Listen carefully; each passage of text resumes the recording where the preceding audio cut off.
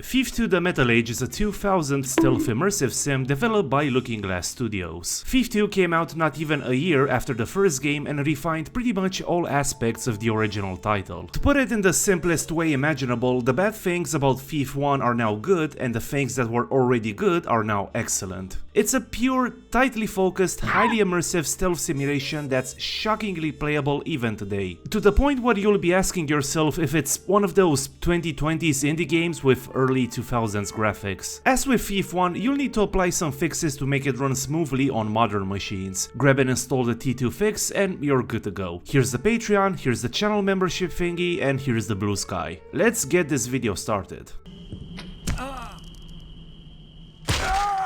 Thief 2 takes place about a year after the first game. With Constantine the Trickster God's plan to revert the world to a primitive state cancelled, Garrett is free to continue reallocating objects without having to worry about brushing against the supernatural. On top of that, the Keepers, the secretive organization that Garrett left to pursue a life of crime before the events of Thief 1, is pretty much dormant. So things seem to be looking up for Garrett. Less zombies, crab people and robed figures speaking in tongues, more breaking into mansions and pissing away the score on booze and dice. Meanwhile, the city is going through something of a political and social transformation. Ironically, the Trickster God's banishment to whatever cursed realm he originated from rattled the status quo in ways that nobody predicted. Well, except the Keepers, cause, you know, prophesizing shit is literally their job. The absence of an ideological opponent left the Hammers feeling aimless. This ideological aimlessness caused a schism in the order that spawned the Mechanist sect, which values technology and progress with a fanaticism matched only by Elon Musk's dick lickers. As for the Hammerites, let's just say you're more likely to find their artifacts at the bottom of a Walmart bargain bin than in a place of worship. Quite a downfall for the religious order that not even a year prior had been running a vast and very financially and politically lucrative prison industrial type scheme with an iron fist. Now, the Mechanists' new inventions, combat bots, security cameras, improved and reliable electrical infrastructures, are used by the recently reformed police force led by the newly elected Sheriff Gorman Truart to crack down on crime. Their efforts were so successful in fact that crime has been virtually eliminated in the city. However, this came at a cost. For one, the city has degenerated into a surveillance dystopia. Secondly, there are rumors that the seemingly clean but actually comically corrupt Sheriff Truart and the Mechanist Order are behind a string of mysterious disappearances affecting the lower classes of the city. Basically, prostitutes, beggars, petty thieves, and even people who just happen to be poor have been disappearing left and right and nobody knows why, especially the police, which is kinda suspicious given that the poor districts are over-policed to shit, but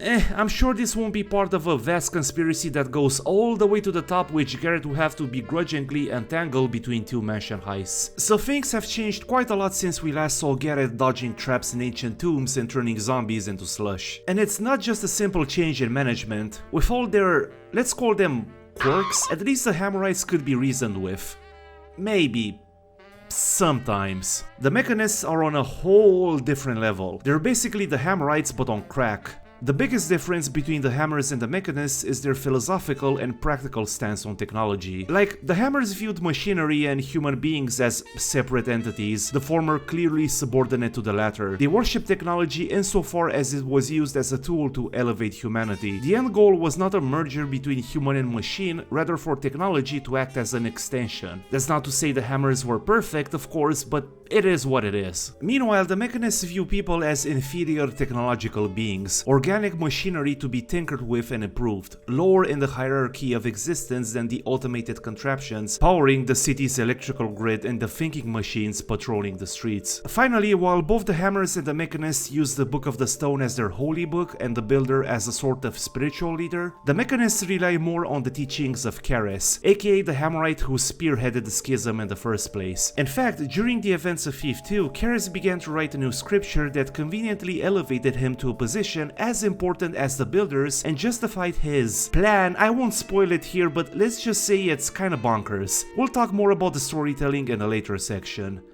sort of. You got too far this time, you camel-mannered, tunic-wearing mollycoddle! An arrow in the throat that'll shut you up! Graphically speaking, Thief 2 looks almost identical to the first game, but with a few twists. The keyword here is refinement. Refined character models, improved shadow and light work, higher quality textures, the usual tweaks you'd expect to see in a sequel. However, the most noticeable improvements are found in the environments. And oh boy did they fucking cook with these environments. While Thief 1 had bits and pieces of technology like the odd electrical light and steam contraption, Thief 2 has fully transitioned to steampunk. The city is no longer a glorified showroom for dodgy tech demos, it's going through a full-blown industrial revolution. And it kinda makes sense because this time around, Looking Glass Studios look to Victorian London, Art Deco and the 1989 Batman film for inspiration. The Batman feel is especially strong in one of the first missions, which we'll discuss later. Consequently, Thief 2 looks less like a medieval setting with some steampunk flourishes, and more like a steampunk setting that just so happens to have like several thousand people who are into medieval LARPing. Thanks to the sudden wealth caused by the full-scale adoption of technology, the environments have gotten more rich and detailed and uncannily similar to real life. Playing Thief 1 and 2 back to back, it was surreal going from cobble streets, late medieval mansions and King James Bible-speaking knights, to a police station guarded by security cameras and patrol bots, and an investment bank with all the utilities you'd expect from a financial institution of its caliber, like a luxurious front office, automated vaults, an office area for employees, and a fully equipped conference room for bank executives and shareholders to debate the best ways to tank the economy. What's even stranger is that, despite Thief 2 taking place barely a year after the first game, the city's technological revolution doesn't feel abrupt or forced. Not only were the seeds of this inevitable transformation planted in the first game, the fact that the mechanists were popular among the high society types who had the political clout and money to kickstart these projects also helped. The city's elite view the mechanists as maverick inventors, these unflinching promoters of progress that coincidentally also kinda sorta helped them become unfathomably rich. Not too dissimilar from the vomitive and uncritical way the media and the political establishment embraced the tech industry in the early 2010s. Remember Juicero?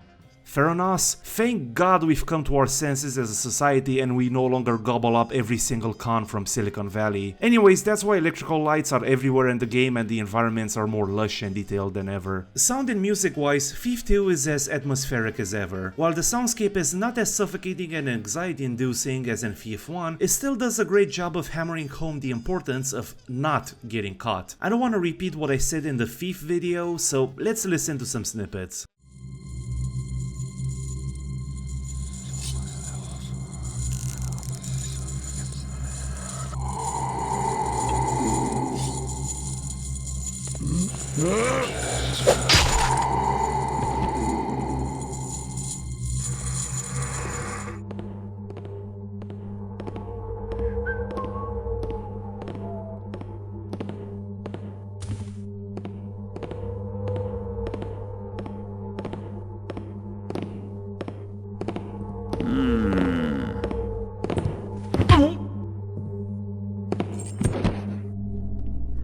Was surely just moss in mine eyes.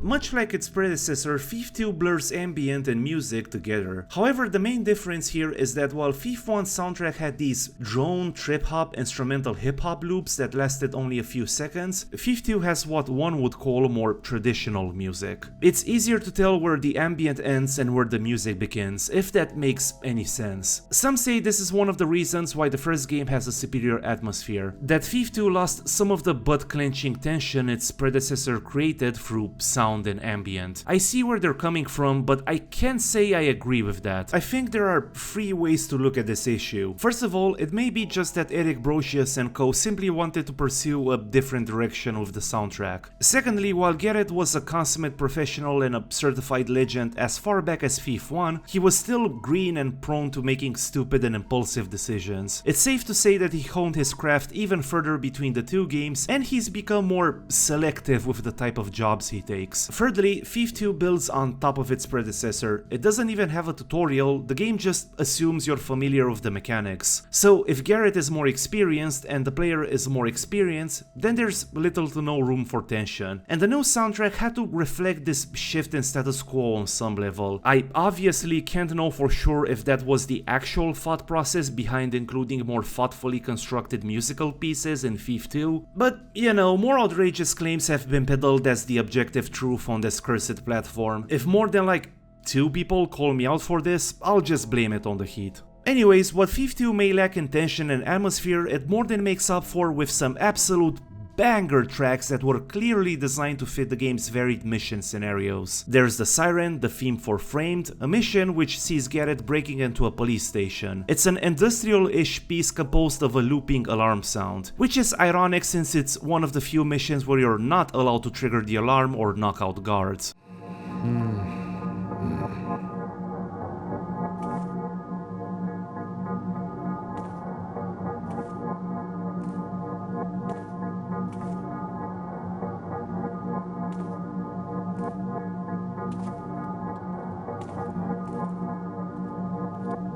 Another favorite of mine is Shipping and Receiving, an orchestral piece dripping with intrigue, mystique, and film noir gravitas. It's straight up Batman the Animated Series, I freaking love it.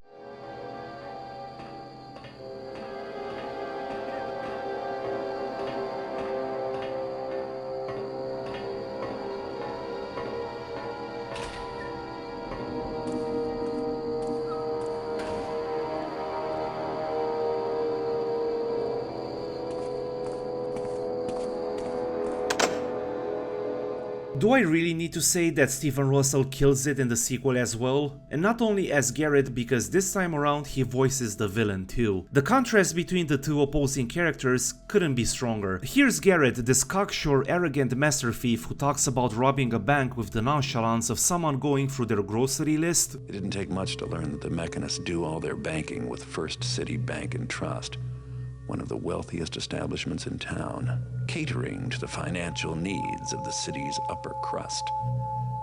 The bank vault is a huge tower, and I'm sure the safety deposit boxes are inside. Once inside the bank, I'll visit the Hall of Records and do a little snooping to find out which box belongs to the mechanists. Then I'll need to find a way to get inside the vault itself, grab the recording, and get out.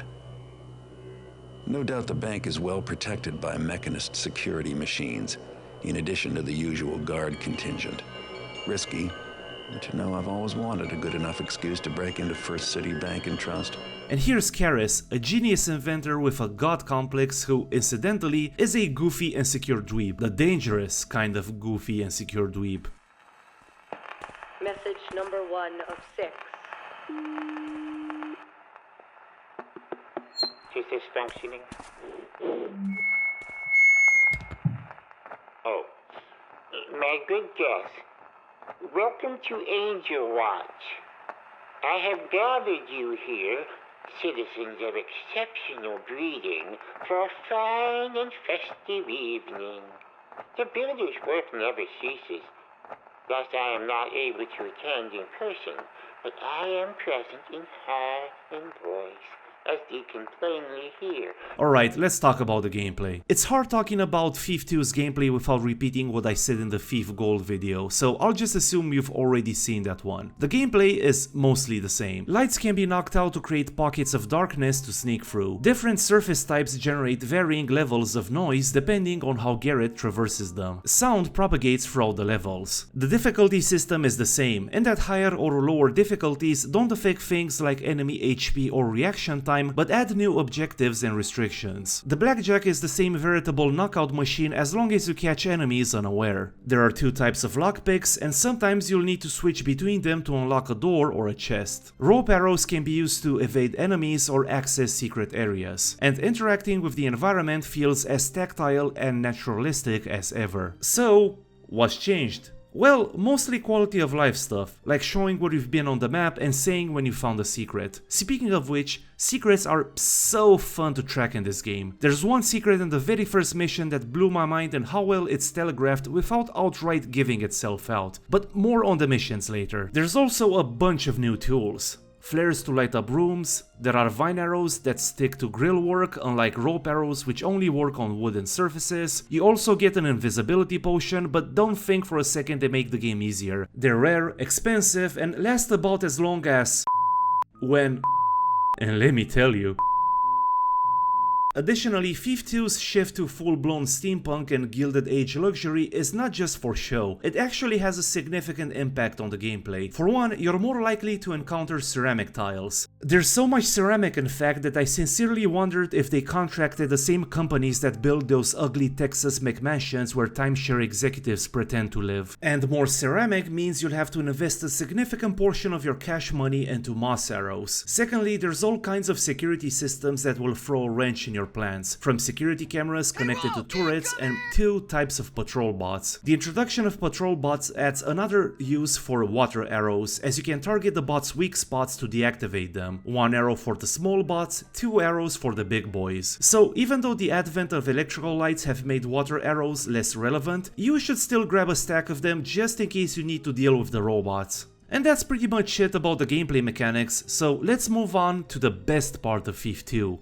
The missions. So what's different is that for Thief 2, Looking Glass Studios designed the missions first and then wrote the stories around them. Thief 1 wasn't supposed to be a stealth game at first. It became stealth when Looking Glass Studios looked at the first-person sword fighting game they'd made and thought, wait, we might have invented a new whole ass genre here. So that's why there's less traditional thievery in the original game and Cthulhu exists. With Thief 2, they knew exactly what they wanted to make. They pitched down the maze factor to a minimum and focused almost exclusively on the stealth simulation. The loot goals have also been tweaked, so you'll rarely find yourself scouring the map for that one piece of gold needed to meet it. Garrett is less cynical, self-serving criminal and more a private investigator who's, believe it or not, willingly trying to untangle a conspiracy that goes all the way to the top. The laser focus on the stealth simulation and the more straightforward storytelling doesn't mean that Thief 1 lacks depth and variety. On the contrary, there are some banger missions in Thief 2 that are not only some of the best in the series, but outright best video game missions of all time contenders. Let's look at a few examples.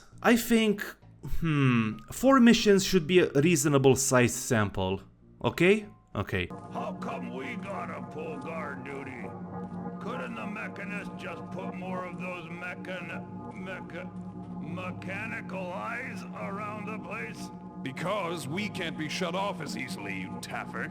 Oh. Running interference is the first mission in Thief 2. The premise is simple. Basso the Boxman, an old associate of Garrett, wants to marry Lady Rumford's chambermaid, Genevieve. The problem? Marriage would void Genevieve's contract, so Lady Rumford makes the brilliant decision to keep the woman locked in her estate. So Garrett is to break into the mansion, clear an escape route for Basso, and rob the noblewoman blind. As a little treat. This is essentially a training mission, not so much to onboard new players, but to refamiliarize returning players with the game. The building's layout is circular, one room naturally leads to the other, so it's hard to get lost. The spooky factor is practically non-existent. But man, there's so much story and detail and care put into these environments, it really feels like the kind of place where an out-of-touch noblewoman with flexible labor rights beliefs would live in. Notice the contrast between the gigantic ballroom and the relatively modest bedrooms. Also notice the size of the area where the staff quarters, kitchen and guard posts are located. It's as if the esteemed Lady Rumford was more concerned with appearances and ran out of dough when it was time to furnish and decorate the one place where her high society friends will not see. The second mission, shipping and receiving, is where the game really starts flexing its design and storytelling muscles. Garrett is yet again falling behind with his rent and decides to pull an amateur job on a warehouse in the Wayside Docks. The warehouse,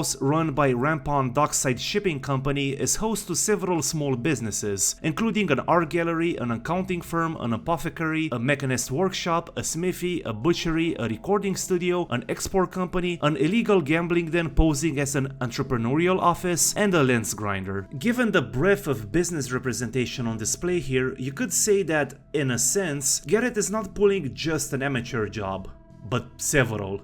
in a single night. Remember when I said that Garrett learned from his mistakes between the two games? I lied. Well, no, I actually didn't. Garrett is not pulling an amateur job just for the fuck of it. Were it not for an overly zealous Sheriff Truart cracking down on Garrett's contacts and fences, he probably never would have touched this warehouse complex with a 10-foot pole. Our boy Garrett is kinda scared at the prospect of becoming homeless. Small tangent, but the existence of a recording studio makes me wonder if there's a burgeoning music industry where Garrett could launder his illicit funds. Though to be perfectly honest here, Garrett doesn't strike me as the pull a few jobs and go legit type of guy. He'll probably rob pawn shops way into his 50s. I don't believe for a second that he was planning on his retirement. Anyways, given my habit of rooting for the underdogs, see my The Good Doctor video, it should come as no surprise that shipping and receiving is my favorite Thief 2 mission. You're dropped into a corner, given a loot goal, a bunch of objectives, a pair of warehouses, and a smuggling ship filled with all kinds of goodies and secrets, and you're good to go. Thief 1 was sandboxy in design, but shipping and receiving takes things to a whole new level. There are a bunch of ways to accomplish objectives, roofs to traverse, secrets to discover, optional areas, and increasingly challenging stealth puzzles centered on Mechanist security gizmos. I don't wanna be that guy with the lazy comparisons, but this level reminded me so much of the best moments in Dishonored. It's such a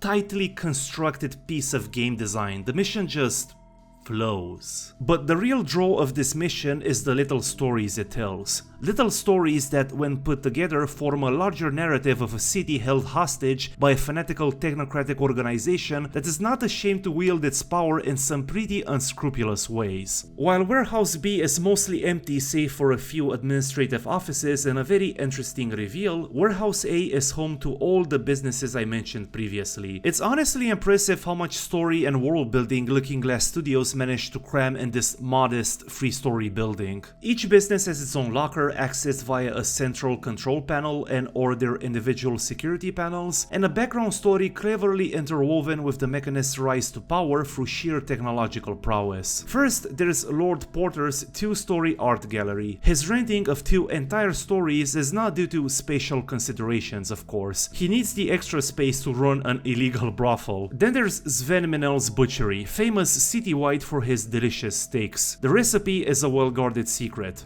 Turns out, the secret ingredient is actually gigantic spiders. Vanek Kilgore is a master weaponsmith who used to have a lucrative contract with the Hammerites. With the Mechanist's rise to power, he redirected his business to producing weapons and armor for the City Watch. Now, the weapons he produced for the once mighty Hammerites are gathering dust in storage. Even though these are seemingly wealthy and influential merchants, the mission wastes no time in revealing just how dependent the mercantile and political class of the city has become on the Mechanists. The company has undoubtedly gained an indirect boost by welcoming the Mechanists on their premises. Some of the security systems and patrol bots seen throughout the game are actually produced here. However, this proved to be short-lived. The Mechanists have taken over all the space in Warehouse B, forcing the owners to kick out tenants and store the cargo outside. The business has lost numerous contracts and is basically bleeding money at this point. What's funny is that the elder Rampone is smart enough to realize how much of a Faustian bargain doing business with the Mechanists is, while his brother was the one who welcomed them in the first place. Believe it or not, as much as I gushed about shipping and receiving, it's far from being the best mission in Thief 2 The Metal Age 2000. You heard me right, I said it's my favorite mission, not the best mission.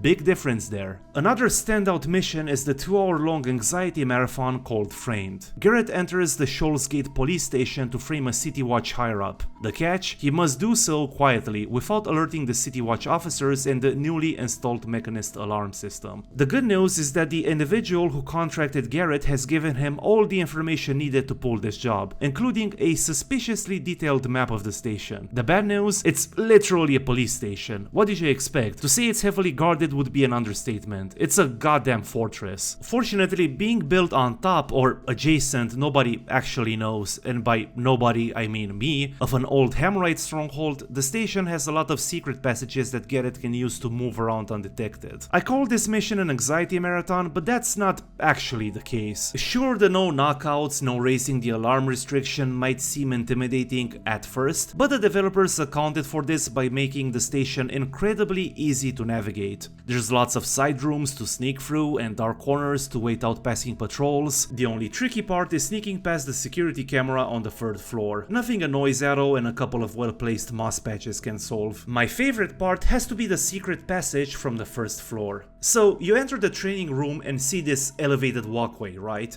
Or balcony, or whatever the fuck you wanna call it. The only way to climb on the walkway is by shooting a rope arrow at a beam on the ceiling. But there's literally nothing there. It can't be just set dressing, right? There must be a catch here. I tried everything. Stacking crates, shooting arrows at a big ass mechanical clock. I even extinguished all the elevated torches, thinking that would trigger some sort of hidden gizmo. It was the movable torch from the back room. I felt so stupid. Well, maybe not as stupid as Sheriff Truard, whose office was connected to the secret walkway passage the movable torch unlocked. Man, I love how subtle and deliberate this game design is. If something, anything, stands out and it's signposted just enough so as to not scream, "We the developers put this here," there's usually a little secret to unravel. My monkey brain is happy. First City Bank and Trust is regarded by many fans as the 2nd best mission in Thief 2, and for good reason. It's a fucking bank heist. Who doesn't love a good old bank heist? I certainly do, which is why I watched Michael Mann's 1981 independent neo-noir heist film Thief twice in the last 6 months. It stars James "Look how they massacred my boy" Caan as Frank, a master safecracker and ex-con, James Belushi as his associate and techie Barry, and esteemed character actor Robert Prosky as Leo, a fence and Chicago outfit boss who hires the pair to pull a large-scale diamond heist in Los Angeles. Things go south when, goddammit, why am I always getting sidetracked? You know what, just watch it if you haven't. So, fun fact about First City Bank and Trust. It might be one of the most lenient missions in the series in terms of how much work you need to do to accomplish the main objective. Similar to Bank and Splinter Cell Chaos Theory, Garrett is not after money and jewelry, but intel. In this case, he needs to break into the bank's vault and obtain blackmail material on Sheriff Truard. And since the bank is extensively patrolled by bank sergeants and combat bots, ideally, you should beeline it to the vault and get the fuck out. However, there's nothing stopping you from robbing the place blind. The 2nd floor is entirely optional, you don't need to explore it. But if you do decide to go for it,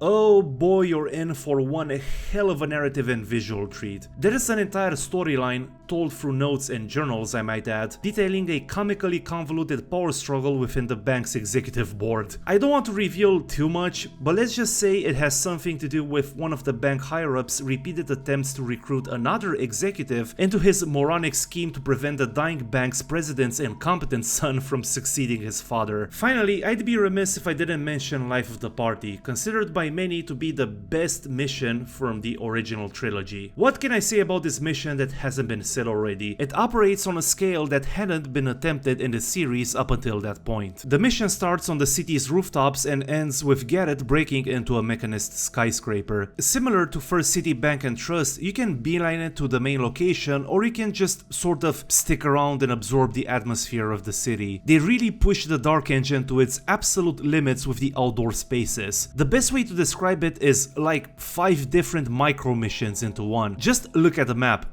2 mansions, a bank, a necromancer's spire, a tiny botanical garden. It's just crazy. Mind you, these are not fully sized spaces like you would see in a normal mission, but the fact that they're connected by sprawling networks of pipes, rooftops, alleys, and side rooms makes the map such a joy to explore. I love the fact that there's an in-world slang term for the rooftops, the Thieves' Highway, named so due to the fact that the layout makes it easy for thieves to move around the city undetected. And sorry for the annoying Dishonored comparisons, but man, it does really feel like how Dishonored hypes up the main story location by first making you go through an optional city block, and just when you think there can't possibly be more mission, you arrive at Angel Watch. Angel Watch could easily be its own mission, it's so big. And that's pretty much it for this video. It ran longer than I expected. Initially the plan was to cover up just the highlights, but I just couldn't stop writing once I got to the mission design section. Next up, Thief the Black Parade or Deadly Shadows. I haven't decided on the order yet. We'll see. Thanks for watching. As always, a huge thank you to my wonderful patrons whose generosity makes these videos possible. I'll see you next time.